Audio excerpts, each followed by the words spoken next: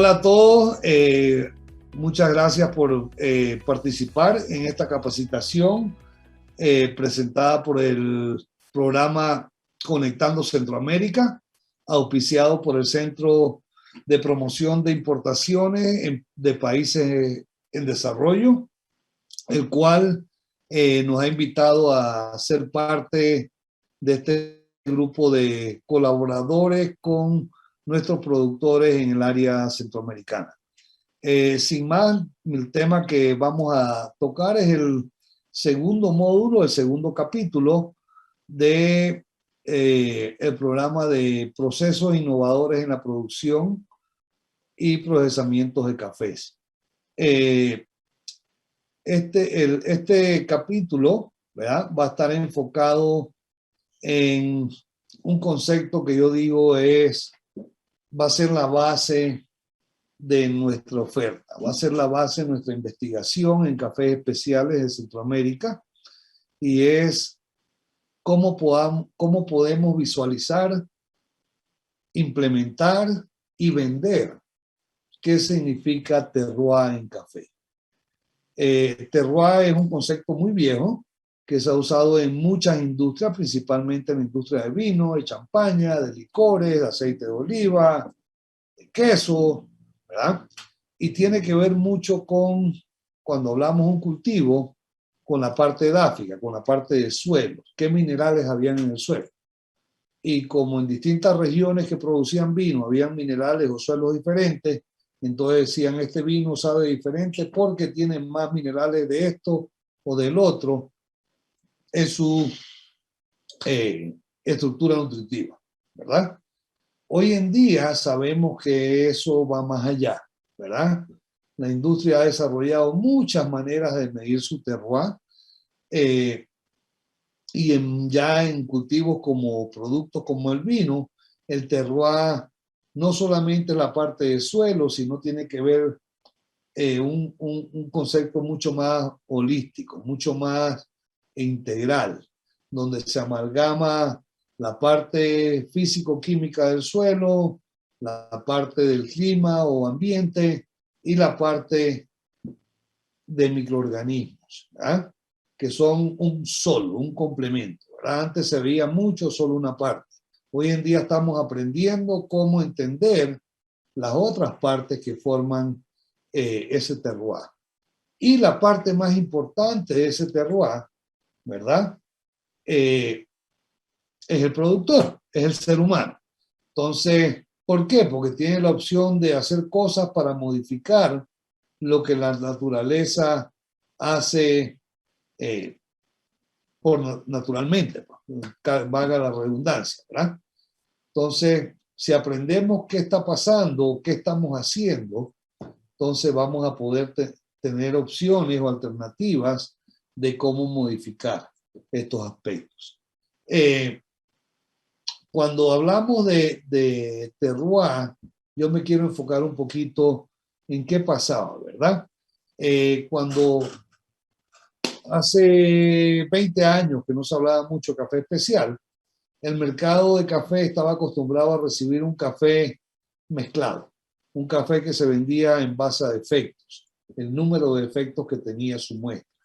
Eso era lo que veían los compradores, que normalmente cataban el café para determinar los defectos o a través de clasificación del café oro o el café verde que se iba a exportar. Entonces, toda la industria nuestra, todos los beneficios de proceso se enfocaron en cómo clasificar mejor y sacar la mayor cantidad de efectos primarios, ¿verdad?, que estaban definidos ya en distintos manuales o estándares del mercado. En los años 90, que empieza muy fuerte el movimiento de los cafés especiales, ¿verdad?, varias compañías de traders empiezan a ubicar ya clientes de cafés especiales, principalmente empresas muy exitosas como Starbucks con sus cafeterías, y empiezan a buscar café de mejor calidad. Entonces estas fincas o estos cafés no se mezclan con el resto de los cafés que llegan a los beneficios, simple y sencillamente se manejaban como fincas separadas o estates. Entonces ahí inicia un concepto nuevo, ¿verdad? Que define las características de ese café, de esa variedad, en esa finca, en ese terroir, en ese lugar. Muchas de esas condiciones eran no replicables en otras fincas o en otros lugares. Esto empieza a diferenciar muy claramente la demanda de estos compradores nuevos que están pagando mejor por el café. Entonces, de esta manera, varios tostadores siguen esa tendencia para tratar de ofertarle cafés de mejor calidad a sus clientes o a las cafeterías que les vendían su café tostado. Esto hace que empiecen a viajar al origen y que los tostadores empiecen a catar. Entonces los tostadores ya empiezan a catar porque se convierten en compradores de café verde. Eso pasa entre los 90 y el año 2000. Surgen las asociaciones de cafés especiales en el mercado, luego empiezan las asociaciones de cafés especiales en nuestros países y empiezan grupos de productores muy pequeños inicialmente a enfocarse en buscar qué querían esos clientes que estaban pagando más por nuestros cafés. Entonces, se empiezan a perfeccionar los protocolos de proceso, empezamos a identificar áreas de la finca con características específicas o especiales, variedades que nos dan diferentes sabores o olores. Entonces, los productores empezamos a tener este contacto, esta relación, empezamos a catar café y empezamos a conocer el café. Y en mi experiencia personal, yo tuve la oportunidad de viajar a África a través de tostadores, donde monté una compañía que sigue hoy en día siendo una de las compañías más exitosas en mercadeo, ¿verdad? Y en procesos de cafés especiales, con un tostador que se llama Joseph Brodsky. En ese momento era tostador, hoy en día es productor aquí en Panamá. Y montamos una compañía que se llamaba 90 Plus, que se encargaba de conseguir cafés con tasa de más de 90 puntos. Esto lo hicimos en Etiopía y estuvimos trabajando por un periodo de 2 años con una empresa exportadora etíope que tenía sus facilidades o beneficios en áreas muy específicas con altas calidades. Entonces, en base a eso empezamos a movernos también en el mercado y a hacer oferta directa a los tostadores de más reconocidos o micro tostadores, que era una nueva tendencia a principios de los años 2000 en todos los mercados, ¿verdad? Tanto Europa, Escandinavia, Asia, empezaba principalmente Japón y Corea, empezaban a salir a buscar sus propios cafés, buscando calidades más altas y pagando mejores precios. Y también pues los australianos y todo, prácticamente todo el negocio de tostado se fue orientando hacia allá.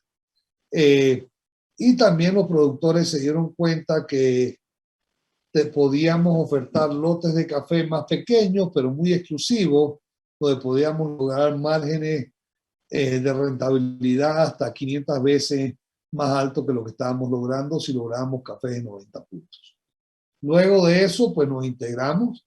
Esta foto es muy clara. Aquí estamos en una de estas ferias donde 2 tostadores que se convirtieron en productores, ¿verdad?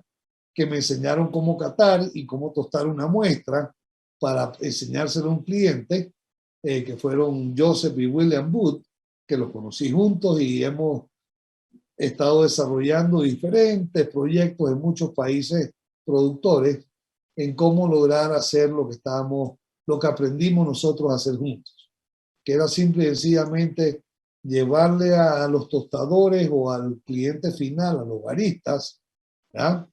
Sabores que podíamos obtener de café que sabían a café y algo más, a café y a flores, a café y a frutas, a café y especias, y a determinar cómo podíamos lograr a través de clasificaciones y trazabilidad llevar estos pequeños lotes hasta los clientes en el mercado.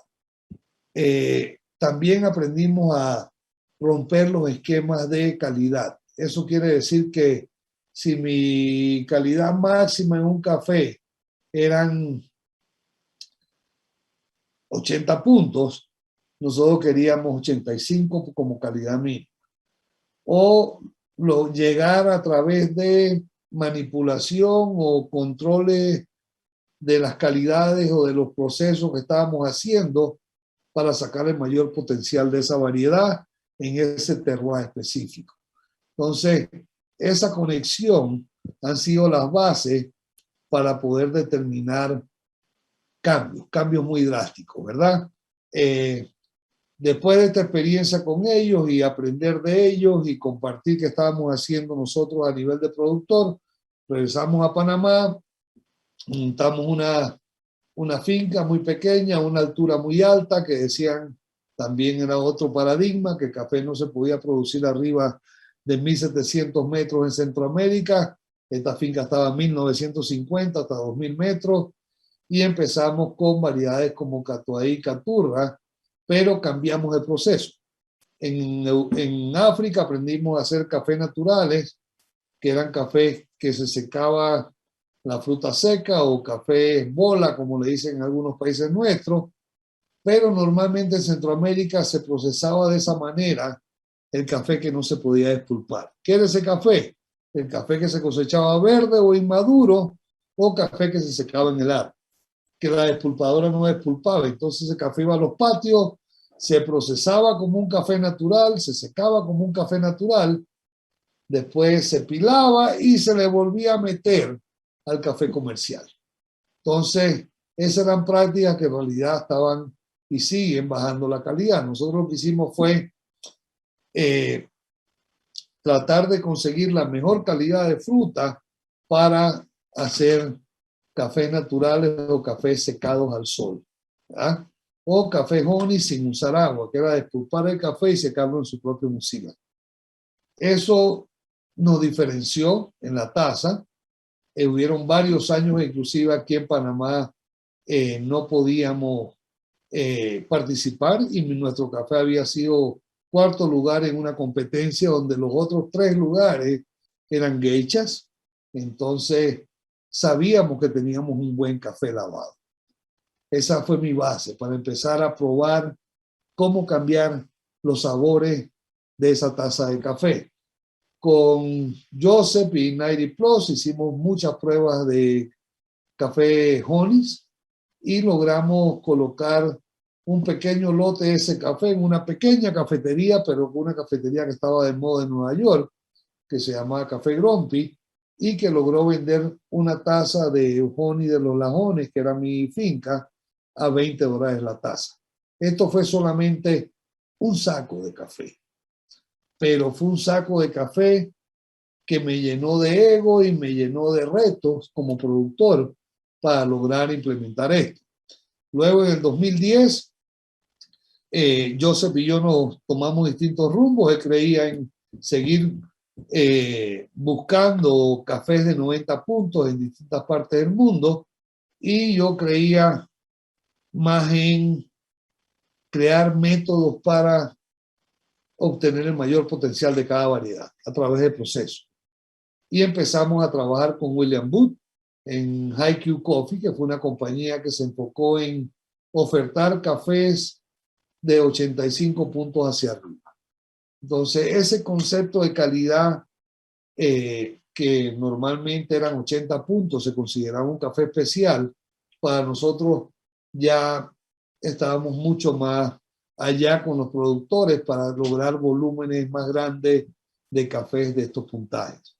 El proyecto que logramos implementar en El Salvador con pequeños productores, que fueron más de 500 pequeños productores que se entrenaron en un programa que duró 3 años, enfocándonos en producir honeys y naturales, rompieron el esquema en ese país también y fueron una muestra de que este tipo de procesos o este tipo de manejos a nivel de fincas se podía replicar, desde un pequeño productor hasta un productor muy grande.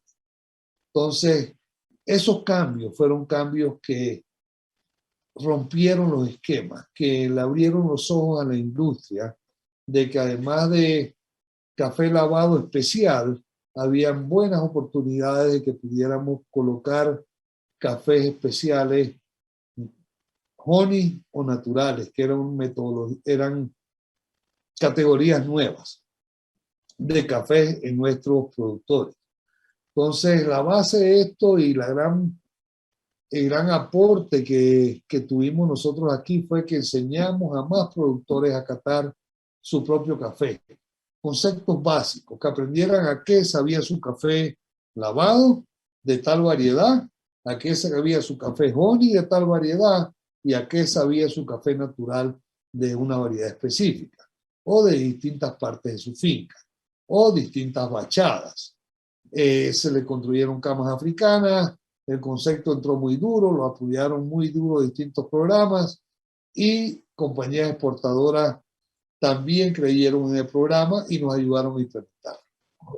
En el 2010, este programa con HiQ y posteriormente en la empresa con el manejo, HiU, que es HiU Coffee Farms, ¿verdad? Que incluye pequeñas fincas en Panamá y en El Salvador y en otros países. La idea es, esa es nuestra marca, nuestro paraguas, pero que se basa en un programa, en un esquema educativo, un esquema de capacitación y entrenamiento, no solo al productor, sino que los pequeños productores empezaron a entrenar a sus cortadores, empezaron a entrenar a la persona que despulpaba y fermentaba el café, a la persona que secaba el café, empezaron a codificar sus lotes, empezaron a registrar qué estaban haciendo en cada lote de café. Eso fue uno de los grandes aportes de este cambio que hubo en El Salvador, que los salvadoreños copiaron muy rápido, que los ticos también venían haciendo casi paralelamente cuando empezamos en Panamá. Y de ahí Guatemala, México, prácticamente todo el mundo de producción de café en América Latina, posteriormente los suramericanos, pero en Centroamérica fue la explosión, ¿verdad? Que más productores se interesaron en este tipo de procesos porque traían mayor valor agregado a su oferta. Esta foto pueden ver muy claro que los tostadores que compraban estos cafés o estos lotes, estos microlotes, eran compañías que empezaban a salir en el mercado de especiales. Hoy en día muchas de ellas son compañías muy famosas o que lo han comprado compañías muy grandes, pero en ese momento también hicieron una labor muy fuerte los compradores con nosotros. Nos vinieron a visitar, todos venían de su propia cuenta, hicimos mucho lobbying con los compradores que estaban comprando honey o geisha o cafés especiales en Panamá y los invitamos a El Salvador. Otros ya compraban en ambos orígenes, pero esto también le dio la oportunidad a un pequeño productor, como ustedes ven en la foto a mano derecha, de tener distintas calidades o tazas de café. Y ese tostador, después que la tostaba, traía una bolsa de ese café donde le enseñábamos a ese productor a qué sabía su café tostado en distintos tipos de procesos. Entonces, esa experiencia que para mí es inversión que ya tienen varios países en varios programas de capacitación en distintos procesos, principalmente los 3 procesos básicos, lavados, honey y naturales, son el esquema, son el piso para construir el edificio de calidad que queremos hacer.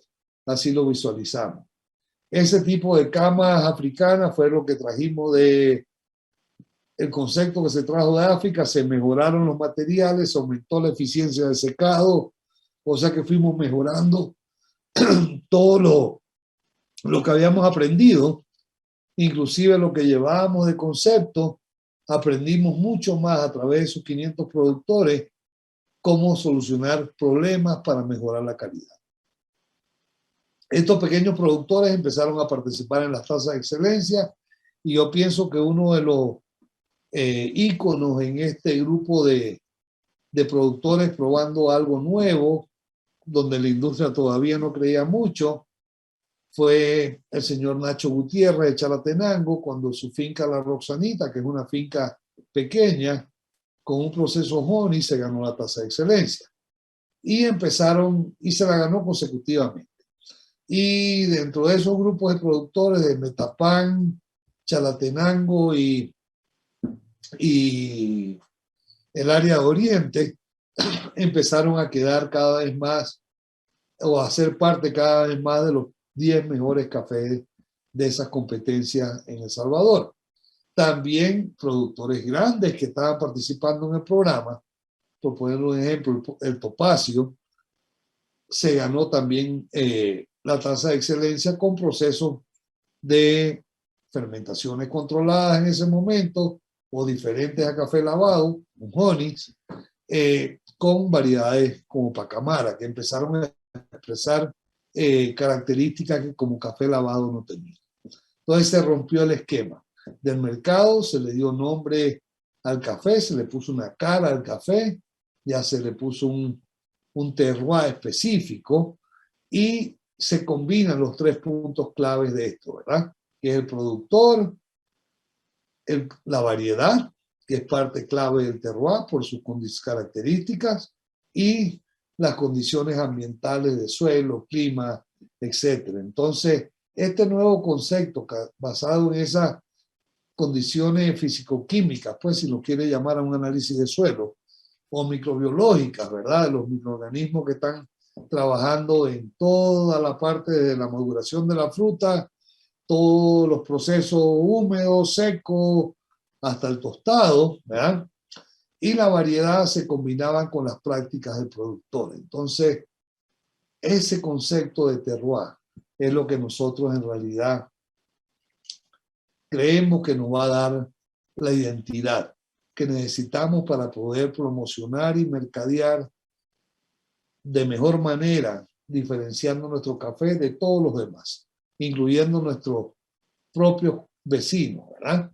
Entonces, esto es la única manera de poder lograr esto es llevando un control muy riguroso o registro de qué hacemos en nuestra finca. ¿Qué hacemos desde que sembramos el café, cuando florea nuestro café, que está totalmente relacionado a los cortes o a las cosechas, ¿verdad? Llevar los registros de cosecha por cada lote, por cada día, con qué tipo de proceso estamos trabajando esos lotes, cómo se está secando esos lotes, son factores indispensables para poder evaluar qué está pasando con nuestro café. Y es la única manera que yo puedo sacar un café desde mi cosecha hasta la oferta exportable de café oro, porque la prueba de fuego es catar el café. Y si yo no tengo una trazabilidad o un registro de dónde viene ese café, o cuántos sacos tengo de ese lote o de esa finca o de esa variedad, me es imposible poder replicarlo. Y lo más importante en conseguir un cliente en café es la consistencia. Ese cliente quiere que lo que él compró, lo que él probó, lo que él está tostando, lo que él está vendiendo a sus clientes, se lo pueda ofrecer nuevamente en la próxima cosecha. Entonces tenemos que tener muy claro que cuando alguien, un tostador o un cliente se casa con nosotros, se está casando con la taza de café que le estamos poniendo en la mesa para vender, con el lenguaje que él habla, que es catar. Entonces, este lenguaje, la única manera de aprendiéndolo como cualquier otro es practicando. ¿Qué tenemos que hacer los productores? Aprender a catar por lo menos cómo sabe mi café o las distintas variedades que tengo en mi finca usando distintos procesos. ¿Cuál es el proceso clave para saber cómo va a cambiar mi taza de café o mi perfil de taza o el sabor de mi taza o el sabor de mi café usando distintos métodos? Es saber cómo sabe mi café lavado. Si yo sé cómo sabe mi café lavado, de ahí en adelante yo tengo un referente para ver si yo hago otro proceso, qué mejoré o qué desmejoré, qué quiero, qué no quiere, qué quiere mi cliente, qué no quiere mi cliente. En ese nuevo proceso, esa nueva técnica de producir café. Los compradores normalmente están buscando por cosas nuevas, más que todos los compradores de café especial. ¿Por qué? Porque se han integrado a sus clientes. ¿Cómo? A través de los baristas. ¿Qué son los baristas? Los baristas son las personas que están preparando el café, que cogen un café tostado y hacen una bebida. Entonces, esas personas son la cara que está vendiéndole el café al cliente. Y si ese barista sabe de dónde viene ese café, quién lo produjo, sabe diferente porque está usando un sistema diferente o tiene dos tipos de procesos de ese productor, es nuestro mejor promotor.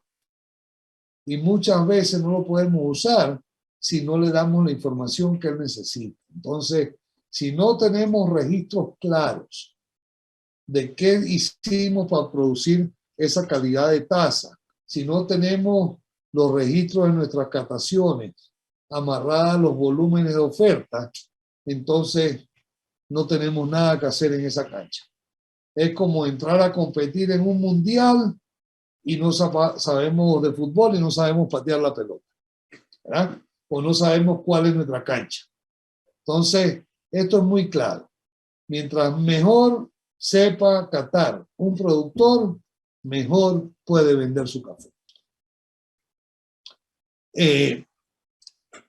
Todos estos cambios en el mercado y todos estos precios, mejores precios por estos productos, han llevado ahorita a una tendencia muy fuerte en el mercado por pedirle a los productores que hagan fermentaciones, que hagan experimentos nuevos, que rompan el esquema de la taza que le están vendiendo.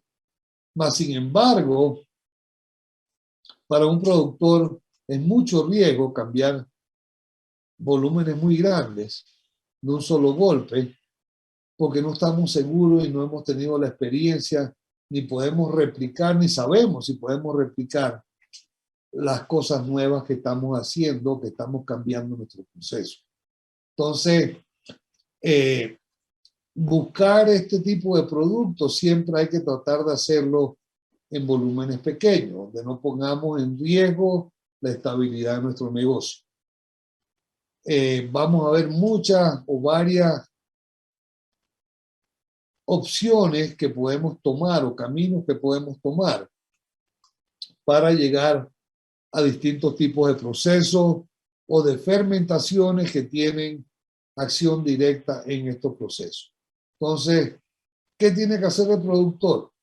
Aprender a hacer su propia investigación en pequeñas escalas, y si algo resultó y le gustó al comprador o nos dio mejores puntajes en la taza o mejores características o perfiles, entonces yo tengo que tener registrado y bien apuntado qué hice para poder repetir.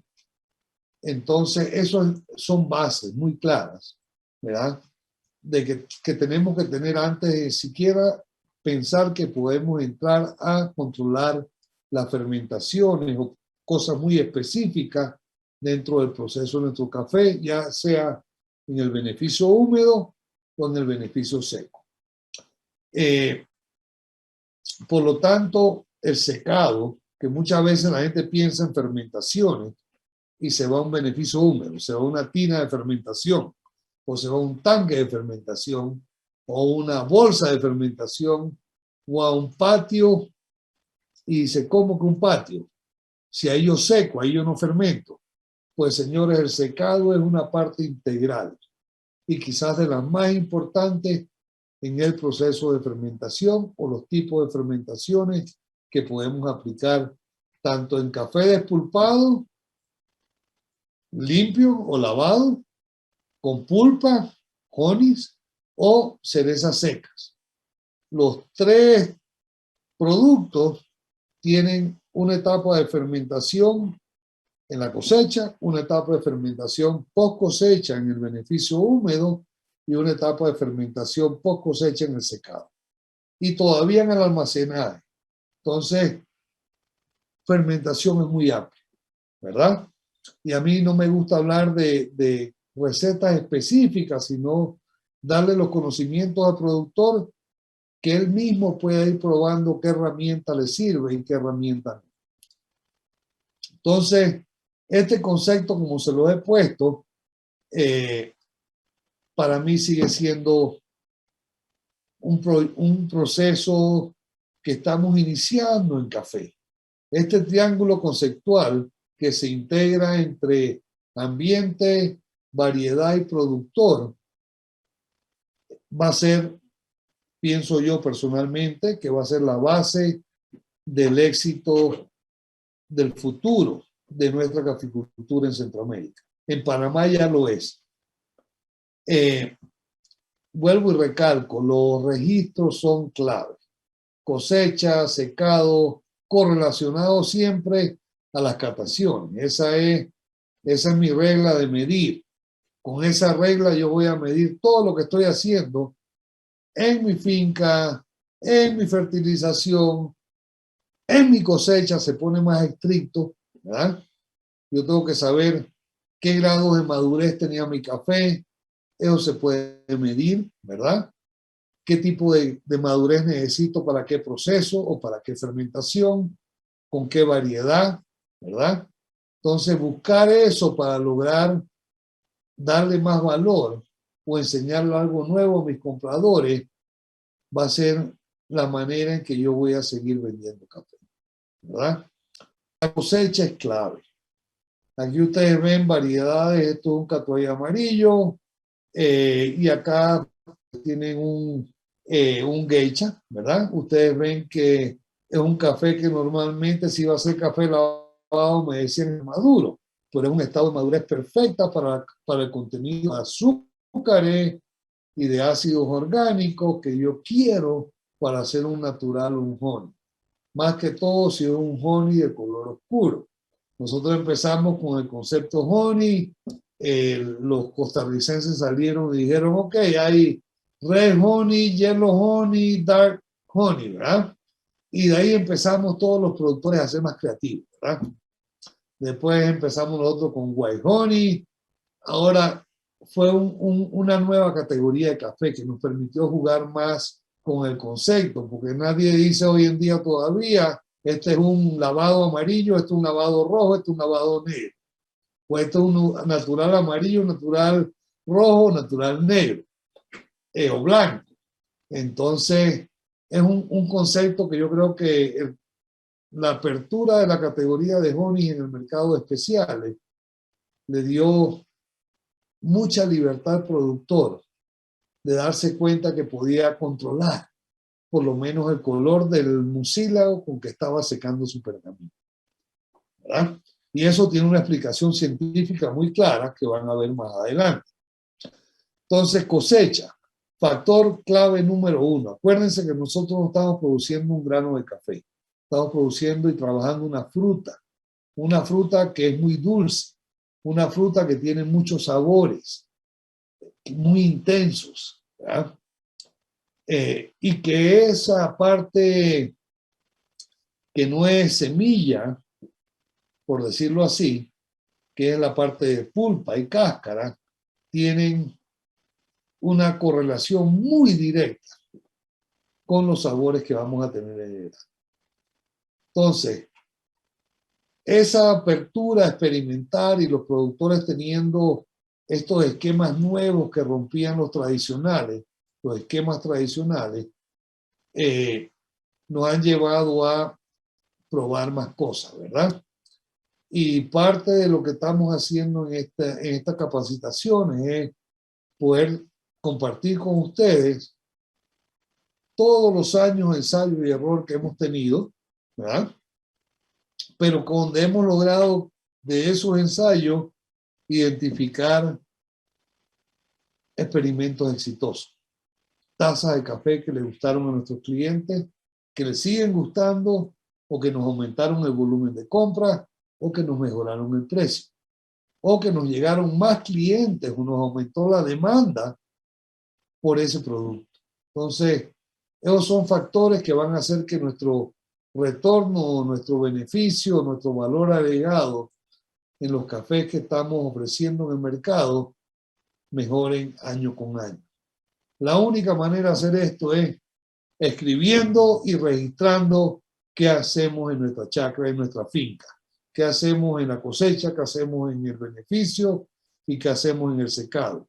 Cómo almacenamos nuestro café, de qué tamaño son mis lotes, cuántos días de cosecha puedo meter en un lote para que sepan igual, cuáles son las condiciones de humedad que necesito para terminar un café lavado, un café honey o un café natural, o un café con distintos tipos de procesos controlados o fermentaciones controladas. Con esto me quiero despedir, pero dejándoles muy claro que el futuro del café especial de Centroamérica va a depender qué tanto podamos aprender a diseñar un nuevo concepto de terroir en café. Esa es una tarea que yo creo que los centroamericanos podemos hacer y que varios de nuestros países ya estamos adelantando en distintas partes, pero que hay que trabajar juntos, como este programa.